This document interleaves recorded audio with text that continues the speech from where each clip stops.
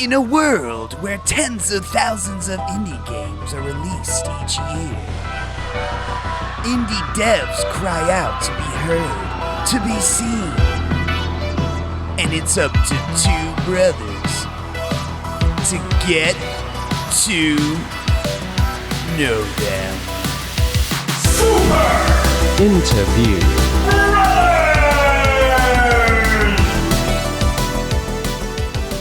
Hello world, my name is Mack Stein and I love indie games. I'm the Megabuck. I really love indie games. And welcome to the Super Interview Brothers, our extensive series where we go toe to toe. We sit down in the chair with real people who make real video games and try to get to know them. Today, we have our first. I am truly impressed with his game. I mean, we've done only a couple of these, and it's very indie. This one, I was like, God damn, this is a very polished indie game. It's Shaun Inman. Shaun, would you please say hello? Hello. Thank you so much for being here. You are the creator of Ratcheteer and Ratcheteer DX. Mm-hmm. Ratcheteer DX is the only version I have played, which just came out a couple days before this recording. It's amazing. So we're going to ask you a couple questions about video games, sir, if you don't mind. Oh, of course. Are you ready? I am ready. Okay, perfect. Shaun, can you tell me how old you were when you played your very first video game, and can you remember what video game it was?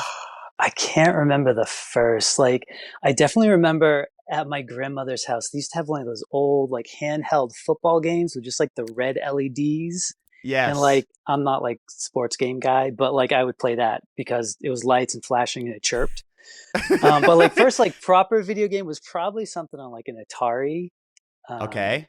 But then the first one that really grabbed me was probably something on the Nintendo, the original Nintendo Entertainment System. Okay. Did you have the Nintendo in your house growing up? A couple years later, yeah. Yeah. Okay. So it was mostly playing at friends' house and stuff. We had the Nintendo growing up. Buck. I'm 8 years younger than Buck, so Buck had the Super Nintendo. The Nintendo went into my room, so it's hard for me to determine what game was my first game as well. Right. I'm pretty sure I was 4 or 5. But it's always interesting. Some people are able to harken back to specific moments. But even more important question, Shaun, do you have a favorite video game? You knew it was coming. I don't know. If you don't have a favorite one, do you have a top 3, a Mount Rushmore of video games? I mean, yeah. I think as far as I tend to play franchises. I really like the Final Fantasy franchise up through 13-2 maybe, and then I sort of fell off. Which that's farther than most people get, right? Yeah. And then I love Metroid games. So I think probably my favorite Metroid game is I tend to like the 2D stuff. Obviously Ratcheteer. But I really like Zero Mission, even though they added that stealth thing at the end. I think that's probably my favorite 2D. Super Metroid's a little too floaty for me. Interesting. I really like the polish of Zero Mission. And something about that aspect ratio, that 240 by 160 on the Game Boy Advance, it's beautiful. I would affectionately call that the Super Nintendo 2. Yep. The Game Boy Advance. Because I was in college at the time, and it was that's what this is. It's a portable Super Nintendo. Yeah. And then let me see the third one. That's probably obvious, Zelda. I was hoping it would be in there. yeah. But not just the 2D ones. There's not super into the 3D ones, but I really liked Wind Waker. There's something about that cell shaded art style that's just fuck yes. It's great. And then the two most recent ones, Breath of the Wild and Tears of the Kingdom. I've from the day Tears of the Kingdom came out to for 2 years, I played it every single day. The bugs in that game are so good. They're so good. The duplication and the fall damage canceling. So many great ways to play other than what the developer intended. Interesting. I would have taken you for a Breath of the Wild greater than Tears of the Kingdom. I like Breath of the Wild slightly better. Yeah. Because I don't like the sandboxiness of it. I like more like what you've done with your game, where you've created a puzzle box for me that you want me to solve in a specific ass way, which is what I like the most. Like in Zelda game, I want you to curate a world for me, which I know must be insanely difficult. I don't want you to give me a bunch of Lego pieces and then like build a car. I'm like, I don't want to fucking do that. Well, I'm not really so into like the Zonai building stuff. I'm more into like the item fusing and stuff, and like all the unique challenges that can come out of that. I forgot about the item fusing, honestly. Basically, like trying to use as few of the systems as possible and still have fun. Right. Which is like, that's a sign of a good video game. That's me. Like, I'm all about constraints. Like, it's in my games. It's in like everything. Interesting. Before we get into that, do you have overall generally, do you have a preferred genre of video games that you play now? I mean, adventure, I assume. I think I tend to lean more like traditional turn-based RPGs. Okay, like, that's Buck's wheelhouse. Huge. Right now, I just like 2 nights ago finished the DS version of Ni no Kuni. Cool. Which is that Studio Ghibli animated and absolutely. I didn't know they had a Nintendo DS Ni no Kuni. Oh, it's great. It's that one like, for the consoles is fantastic. Yeah, I like this one because it has like more of like that Ghibli style watercolor backgrounds, like 2D stuff. Just the models are 3D, so it looks really nice, and it's got a turn-based battle system instead of that sort of like pseudo turn-based actiony one from the more modern consoles. Yeah, I'm not as much of a fan of that kind of stuff. Yeah. Anything you've been playing lately? Have you played? I'll tell you this: if you're a JRPG fan, did you play Expedition 33? I did not. I'm more of a console gamer. And, okay. I think we just froze. Oh, just him. Oh, okay. Sorry. I was so shocked that I froze. He was too busy making a game, Mac. He likes JRPGs and he hasn't played Expedition 33. That's the one funny thing we run into all the time. He's like, I'm busy working. Oh, that's true. I know. Well, you should play it because it's on my list when I get time. But yeah, have you been playing anything in between all the massive work you're doing? I've been playing a lot of Mario Kart World. Oh, like really? Yeah. Online? I'm doing some online stuff. The people on there are fucking good. They don't fuck around. They're pretty good. Like I'm kind of like I kind of plateaued around like 8600 VR. Okay. And I'm sort of like, so not great, but I mean it's a lot of fun. I like the strategies and stuff. Yeah. Is it because it's do you relax when you play Mario Kart, or do you enjoy feeling tense when you play video games? I sit down to relax, and then I'm just like.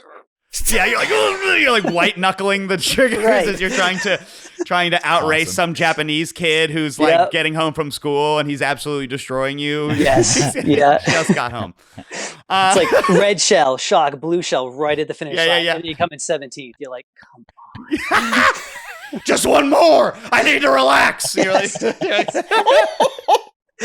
it's very good. Yeah. Oh, that's very funny. Okay, well, I wanted to also talk to you because to get to know you, tell me about Retro Game Crunch. From what I understand, you're kind of like a jack of all trades guy. Like you wrote a book and you did this game jam thing, and now you're making this game. And what's with you, Sean? You got an art degree or something? Something, yeah. I mean, like I went to school for graphic design, and then like. Through that, got into web development and taught myself programming. Taught yourself programming? Yeah. Damn. So like it was before like colleges were teaching web design really.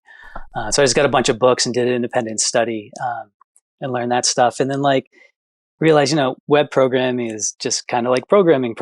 And then I also play musical instruments. I'm like, well, that's like the triforce of making games. You got art, programming, and music. So let's try making a game. Okay. And then what instrument do you play? Play guitar, ukulele, piano. Okay. I think that's it. That's a gambit. Bass drum in the marching band. Boom, boom, boom, boom, boom, Right. boom, boom, boom, boom, boom. He did the thing in Donkey Kong. He was the background in Donkey Kong Country. Right. And so a couple of years after that, me and a couple of friends who met online decided to do this game jam thing. And we did a Kickstarter where we wanted to do 6 games, 1 game a month. Over 6 months. And, the people who backed Kickstarter would get to vote on themes and everything. And then one theme would be chosen. We'd make a game based on that theme. Oh, that's over cool. 2 days. Like we make a little like Ludum Dare sort of like prototype. And then we'd flesh it out over the course of the next month. And we ended up making one game sort of like we did as part of a regular game jam is how we came together. And that inspired us to do this like 6 games in 6 months thing. And it took us a year, which is still pretty good, scope creep. Yeah. And Yeah, life happened. And then the person who did all the music for that actually ended up doing the music for Ratcheteer as well. So how much Matthew input Grimm. did you get to have on that? Did you kind of like work with them, or are you just like, you handed it over and you're like, I'm just going to do the numbers, please? Oh, no. I mean, like I did for Ratcheteer. Sorry. For Retro Game Crunch. Yeah. Both. Okay, so for Retro Game Crunch, it was sort of like a mix thing. I did some programming and I did all the graphics and everything. And then Rusty Moyer did a lot of the programming, and he's like got a video background, and so he like really like nailed down sort of like cutscenes and everything, and like timing and stuff. And then Matthew Grimm did all the music in those. Very cool. Okay, and he does the music in Ratcheteer for you? Yep. Yes. cool. Perfect. So And you you met did him that. through that, I guess, or did you know him from before? We kind of knew each other from online before. He's also sort of like in the web field. Okay. And so I made an iOS game like a while ago called The Last Rocket. And for it, I made a little bundle that let me program MML to generate an NSF file, which is like the Nintendo sound format. And then I had a Nintendo audio emulator in my game that would play that file back. Whoa. And so I That's published a super bundle to help like make that. And I think that's how Matt found me. You're the And then MacGyver he just of video reached out. games. What are you Programming in that I don't know. aspect. Yeah. And you did So- the UFO 50 thing before UFO 50 did the UFO 50 Have thing. you played UFO 50, Sean? I haven't. That's on my list too. It's great. Obviously, It's that basically was what you not- guys it did, looks but 50 amazing. of them. Right. Yeah. It's crazy. And there's no time crunch on UFO 50. I think they took like 10 years to make it. Yeah, or yeah, that something. Like, was- it's like an insane amount of time. yeah. I don't and know. there Some was, of them felt like they only took like a month. That's true. Yeah. Right. Yeah. The one with the Wild West one took the entire 10 years. Right. Yeah. But so for the music in Ratcheteer, obviously you're not doing it, quote unquote, but you're a music guy. So did you, I don't know. I think Matt's really capable. Like, I mean, Okay. I pretty much just let him go, and he just kind of knows. And like, I don't think he's ever given me a bad track or bad sound effects. Well, that- the It's just music like, in this game? That kicks dungeon ass. piece. it really Yeah, is chef's kiss. awesome, right? It's really, really good. It's really, really and the retro sound is perfect. Yeah. So what, obviously Zelda, but are there any other inspirations, that you drew on for Ratcheteer DX? Obviously the DX is even I'd imagine an I love homage to Link's Awakening DX. Definitely. Yes. Yep. Because you got Okay. to kind of sort of remake your own game, right? Yep. Yeah. And so like when I think of like Link's Awakening DX, I just think of the color aspect. I don't Right. really I don't think I've ever played the color Right. dungeons. Like it's like it's a great thing. Why add any more to it? Yes. And so I never bother with it. So like for me, DX just meant like colorizing it. Yeah. It's a deluxe But then version. like, yeah, sure. in Nintendo days, back then, that was deluxe, okay? You Yeah. got color now, now You it's got deluxe. color. Excuse me, Yep. sir. May I have some red? Yeah, do you remember the Like- Play It Loud series of Game Boys? Yep. And so like, I guess for inspirations, like obviously you got the Link's Awakening. You called it out before the call, but the Drilldozer was definitely an inspiration. I saw his on the Okay. shelf there. I'm like, got, I was going to ask, so I grabbed my Twins. copy. Rocking. Twinsies. Drilldozer Okay, Twinsies. okay. And then let me see, like I mentioned I really like Final Fantasy. So Final Fantasy X's Albed language was a I knew inspiration. it. I fucking runes. knew it. I said it for to the Raph. I was Astral playing him. runes. Yep. Our co-host, I said, yeah, they got this like language that you got to find, like in Final Fantasy. Remember yeah, it's like that. I was like, or Albeds, in yeah. Tunic. I don't know. Did you get to play Tunic a couple years ago, Sean? That's also on my list. I've You got would it, love but I it, haven't man. played it yet. Yeah, Retirement's true. going to be lit, Same right? thing. Super fun. When we get to play all these games, catch up on all Right. these Right. games. I know. And then, like we mentioned, Metroid. So there's the roll armor is definitely sort of like the morph ball.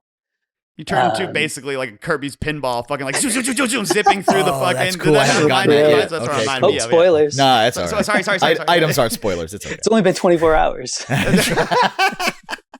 We'll talk about the Playdate release in a second. I want to talk to you about the Playdate because you're the first person I've met that's got the program for it. But I wanted to ask because the Drilldozer thing or that drilling game is perfect. Like, so where did you come up with the like grim, dark, almost post-apocalyptic backstory of this game? It reminds me of what like it is, right? Snowpiercer or something, or like I don't know. Yeah. Oh man, I can't even remember. Like the game all started. We were talking about Playdate, starting on the Playdate, and basically designing the game was just around finding unique uses for the crank.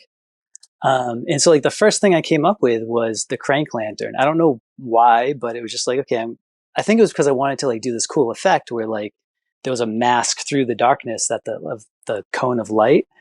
And then it sort of just grew out of that. Like, okay, why are you underground? And then, okay, there's an impact winter. I don't know if I was maybe reading something, or if it was just an old idea, but, and then it sort of like grew from there. I love it. When you said Final Fantasy, it made me think of the dwarves in Final Fantasy IV. Living underground, and everyone in that, all the characters have like sort of that stout because they're all bundled up in their things, and everyone sort of has this animation where they're sort of rocking back and forth like in Final Fantasy IV. That's just them breathing, Mac. That's what I do when I breathe as well. I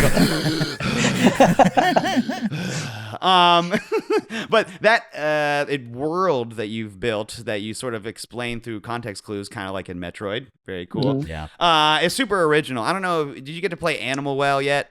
I have not. No. Okay. Well, the games, the items that you get in that game are very unique and interesting, and you have that same thing going on, where like instead of sword, what if wrench? Instead of shield, what if drill? Like, you know what I mean? Like, and so I appreciated that personally. I don't know. Was that a struggle to come up with interesting sort of like stand-ins instead of just being like sword? Like, I don't think so. It kind of all came together once I sort of like hit on that sort of like Victorian steampunk idea, which, you know, is a well-worn trope. It sort of like filled in the blanks for me. I think another kind of in hindsight obvious influence for the game was Final Fantasy VI. Like you start out in this snowy Narshe area on a steam mech, or maybe not a steam mech, a Magitech mech, right? The mech is very Magitech armor. Yeah. So I mean, that was definitely a big inspiration for that. Fuck yeah, you're speaking our language, Sean. Yeah. Real gamer. I wanted to ask about anything particularly difficult, like design when you're making a freaking Zelda game. Because okay, so for context for you, I beat Zelda Link's Awakening for the first time this year. So I have recent memory of this game. And that game is so good at making a world. You cannot like lazy your way through Link's Awakening. Like you really have to be like, okay, I got to get to this square. Let me really like exhaust all of my options on every single tile and not just like drift around aimlessly.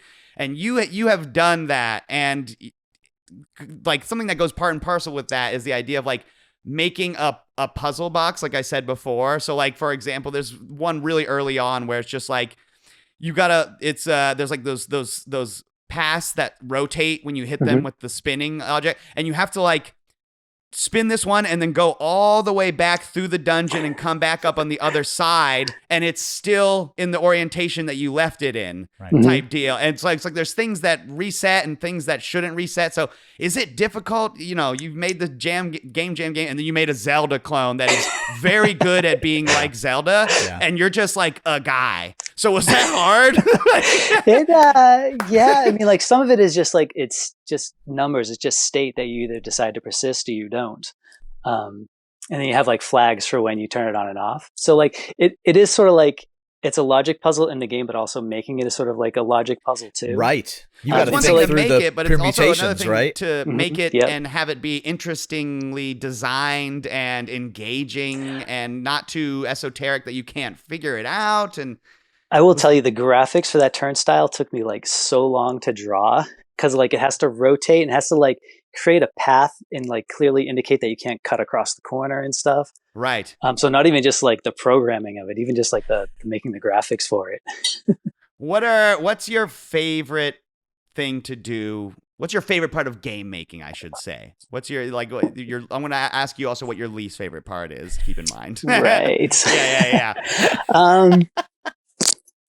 Man, I think it depends on the day, really. Like, because like eventually, I think one of the reasons I do so many things is because I get burnt out on any individual task, or I might hit a wall that I need time away from to like sort of mull over in the back of my head.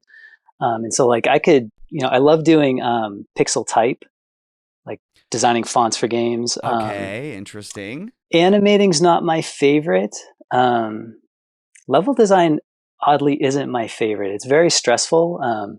in Like this the game, like conceptualization stage. right, yeah. So Right. like it's coming up like the beginning, like the overall layout of something is sort of easy, and like the detail work is easy, but connecting those two in the middle is like where I struggle. I don't think you picked the easy genre for that. I think that's what you're like, I got an idea for this part, and I got to, oh, fuck, now I have to actually make those two touch, and I also have to, like... A lesser man would have done a platformer. Right. That's what I'm saying, Sean. That's what I'm saying. You bit off a big piece, but man, you fucking did it. Like, you nailed it. You know, this is a Nintendo franchise that's like Shigeru Miyamoto and his best men are working together to put together Link's Awakening. Right. Also, Sean made one. You're like, I don't know. I think it's quite the feat. Yeah. So let's talk the Playdate. We got to know. I simply must know how you got approached to do the game on the Playdate. When you first saw the Playdate, did you go, what the fuck is this? Did you say? Well, when I first saw it, it was just a bare PCB, like motherboard with an LCD sort of like flap hanging off. And I don't even know if it had the crank yet. So like me and the... I love the meeting where she goes, and guess what, Sean? We put a crank on it. And he's like, for the video games? Yes. Okay. Yeah. But like me and the Panic guys go way back. I've come from like the web design world, and they make an FTP program called Transmit that I've used since like 2000 maybe. So very long time. And then like we sort of crossed paths during iOS development. And they're just running in the same design circles. And so they were aware of my iOS game and Retro Game Crunch. And they actually reached out to me. They're like, hey, we're working on this little thing. And around that time, I was just coming off of Retro Game Crunch. And I was like looking at, okay, do I want to do like a portable game, like a mobile game, or something for consoles? And like thinking about like, oh, what if I want to do both? I got to like juggle like the different input methods and sort of like unify that. And like, again, like trying to meet in the middle thing that I'm not good at. Yeah. And so they approached me with this thing. It's like, 2 buttons, a D-pad, and then a crank. It's like, yes, right? Like that's like the ingredients you need for interesting games. Like you have like a novel input, you've got, you know, your D-pad and your 2 action buttons. Right. Sometimes restriction will breed the best art. You know what I mean? Totally. And black and white screen. Yeah. And it's so like that weird dot matrix screen shit or whatever, right? Yeah, like it's almost like e-ink. It's just like, it's the reflective, no backlight. Was there anything different about programming for that thing than you found? Like, you know, I guess I had never programmed in Lua before, which is the language that their SDK is built in, their software development kit. So I had to learn all that. And so, I mean, that was learn another but the thing is, like, it's to make a game for it. Programming languages are languages. It's like the concepts are the same. It's just like some of the structure's a little bit different. So it's not like a huge thing. But yeah, I mean, and then like the hardware is like really, really constrained. Like people right now are all stressed about the RAM shortage, like, you know, gigs of RAM and everything. Right. And like the Playdate has 16 megabytes. Wow. That's so crazy. Just like my first Power Mac. Right. I can't believe you were just like, let me at him. And you're like, I'll make a Zelda for this motherfucker. That's crazy. Hold my RAM. All the other games are like, there's one that's like surfing. Like it's like TNC Surf Design, but only one of the games from TNC Surf Design. You just put Link's Awakening on the thing that has Blippo on it. In my defense, like I didn't know what I was getting into. Like I didn't know what I didn't know. Geronimo! But I've got over 10 hours in Blippo. I love that shit. Sean, have you played Blippo? I have, yeah. Played, right. That's good shit. It also has a color release now. I haven't played the color version, but I played it on the Playdate, yeah. People that know me know that I love like Sega CD and the old terrible looking full motion video games. Yeah. My Whales Interactive collection on Steam is, you know, I own like every single game. So when I found out about Blippo in here, I was like, this was made for me. I'm just going to put this on in the background while I do work. Awesome. When you like changed it from Blippo from the Playdate. Playdate is just Blippo now. From the Blippo machine, after you when you had to bring it to Steam and make it color, I also saw on your presser it's like now with CD quality stereo soundtrack, because I'm like, what the fuck were they working with on the Playdate? Like, what was in there? It's like, so was it difficult to translate the game from their tech to like PC normal? That part was Switch actually also? easy. That part was actually easy because the music was already created in CD quality audio. Right. And so we had to downsample to fit into the memory and the space That's requirements funny. of the Playdate. So that was a freebie. Okay, what about the changing it That to bullet color? Was that an extensive process, or That was a lot, yeah. Because Really? we're going like from straight black and white, where the black and white were playing double duty, first like defining the contour, but also suggesting like the volume of the objects. So having those extra colors, and I still kept it for the sprites to 3 colors per sprite plus transparency. But even just that one additional tone or shade was like a huge thing for like adding shape and detail and everything. I'm sorry. It was Go ahead. It was like a really big undertaking. It took quite a while to upscale, not upscale, but to add color to all the art. I love all the other filters is what I was going to say that you added. Oh, yeah. Like the Game Boy filter, obviously the black and white, and then you could turn it into the blippo. Yeah. You got the scan lines everything else, and yeah. also cubes, like the squares. And I was like, what is he trying to emulate with this one? The Is that- squares. Yeah, one of the filters is grid instead of just scan lines. Well, there's the grid, and if you match it with the pea soup, it's like old. It's supposed to simulate the dot matrix from the DMG Game Boy. Okay, So it's supposed to okay. simulate sort of the gaps between.